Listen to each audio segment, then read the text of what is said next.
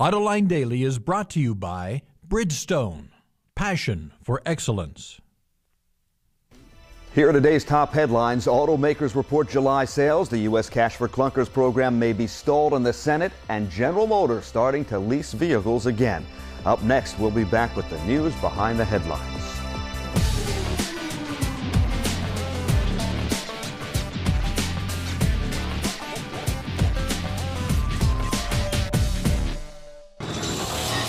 This is Autoline Daily for Tuesday, August the 4th, 2009. I'm Murray Feldman from Fox 2 News here in Detroit, sitting in for my friend John, who's out of town on business again, he says. And now the news. U.S. auto sales got a much-needed jolt in July, courtesy of the Cash-for-Clunkers program. Overall, manufacturers sold nearly 1 million vehicles throughout the month, with almost a quarter of those sales coming from the Clunker program.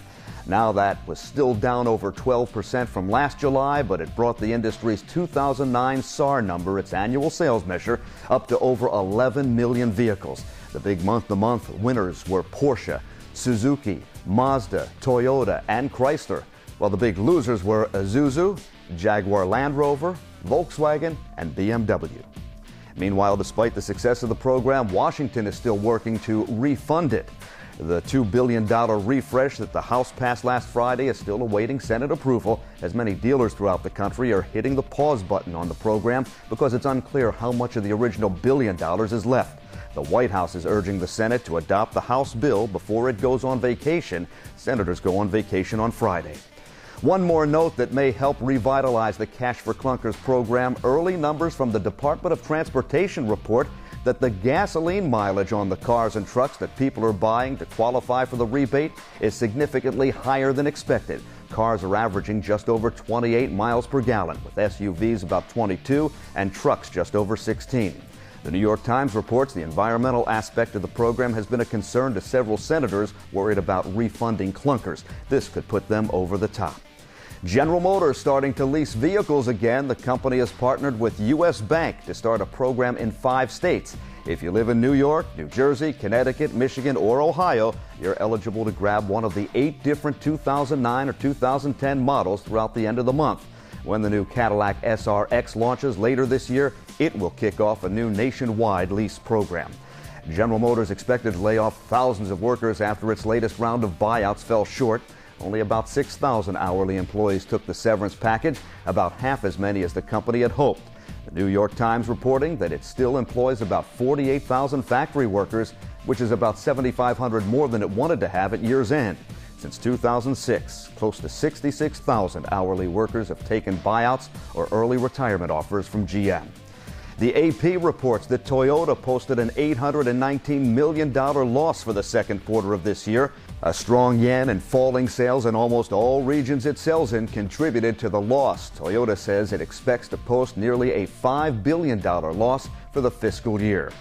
The chairman of Tata Motors, the company that now owns Jaguar and Land Rover, says it's considering building all future vehicles for the 2 British marquees with lightweight aluminum bodies.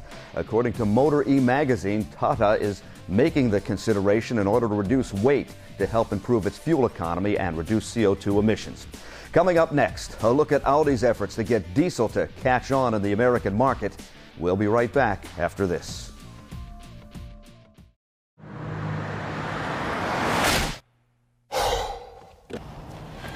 Changing tires out here could be dangerous, but with these tires, I don't need to worry. Bridgestone. Diesels have had a bad reputation in the United States. Most Americans think of them as smelly, noisy, black smoke belching. While that may have been true in the past, it certainly is no longer the case. That's why for the past month, Audi has been championing the virtues of clean diesel to the American public. The company launched a large campaign that includes TV ads, a website about the benefits of clean diesel, and a viral video that can be viewed on many online video sites. Perhaps the most interesting tactic was clean graffiti, displayed on the streets of several U.S. cities. Here's the man in charge of Audi's North American operations, Johan Denijsen, explaining the benefits of clean diesel. American consumers are not aware that modern clean diesel technology is refined, sophisticated, quiet, and very, very, very clean. Much cleaner, in fact, than gasoline-powered cars and in most driving conditions even, with lower emissions than a hybrid car.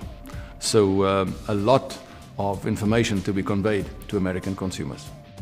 It's good to educate the public on the benefits of diesel, but as Johan de Nijssen points out, more must be done.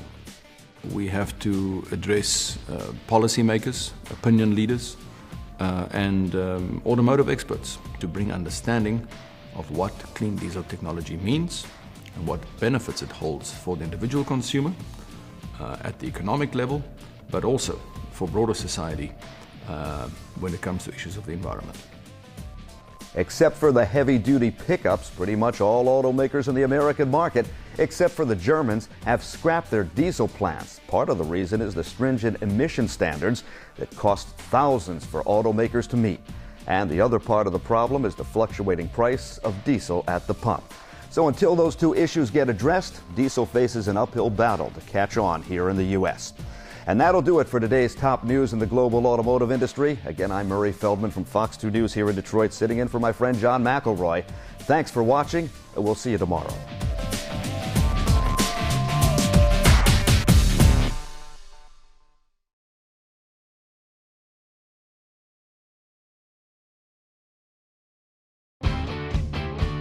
Visit our website for even more great content all week long. Autoline Extra, Dawn's Journal, podcasts, and even more. So click over and get the inside view at AutolineDetroit.tv.